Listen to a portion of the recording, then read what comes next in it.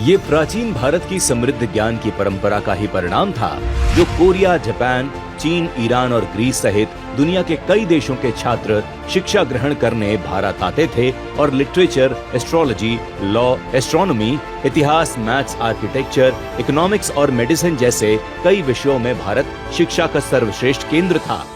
1835 में अंग्रेजों ने लॉर्ड मैकाले द्वारा बनाया गया अंग्रेजी शिक्षा अधिनियम 1835 को पारित कर दिया और भारतीय भाषाओं की जगह सिर्फ अंग्रेजी को प्राथमिकता दी गई, जिससे गरीबों को उच्च शिक्षा प्राप्त करना लगभग असंभव हो गया। आजादी के बाद भी सरकारों ने कई दशकों तक अंग्रेजों की बनाई शिक्षा व्यवस्था को ही आगे बढ़ाया,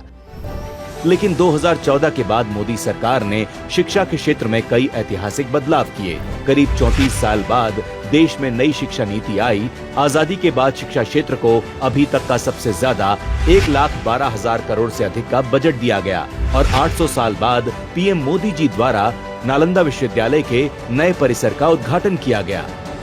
मोदी सरकार के 10 सालों में 390 नई यूनिवर्सिटी शुरू की गई हैं, 15 नए एम्स, 7 नए IIM और 7 नए IIT स्थापित किए गए हैं और पहली बार भारत की 71 यूनिवर्सिटीज को वर्ल्ड रैंकिंग में जगह मिली है।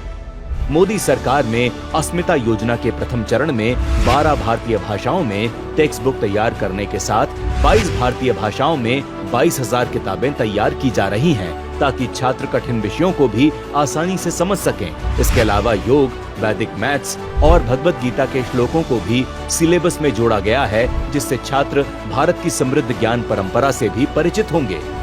शिक्षा क्षेत्र में ये मोदी सरकार के प्रयासों का ही नतीजा है कि आज समाज के हर वर्ग को न सिर्फ समान शिक्षा मिल रही है, बल्कि देश के युवा अपने कौशल से पूरी दुनिया में भारत का नाम रोशन कर रहे हैं।